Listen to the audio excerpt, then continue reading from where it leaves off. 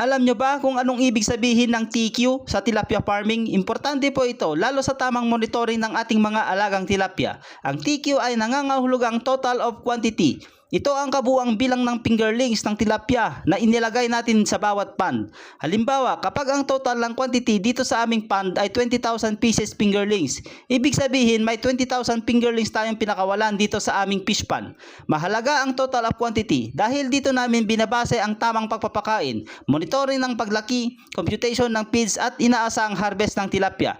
Kapag tama ang monitoring ng total of quantity, mas madaling mapanatiling healthy at mabilis lumaki ang ating mga alagang tilapia. Kaya sa mga kasamahan ko pong Fish Pond Backyard Tilapia Farming, ang tamang pagmonitor ng total of quantity ay malaking tulong para maging successful ang ating tilapia farming. At yan lang po ang aking may video share today at sana nakatulong po ang video na ito. Maraming salamat, mag-ingat po tayong lahat.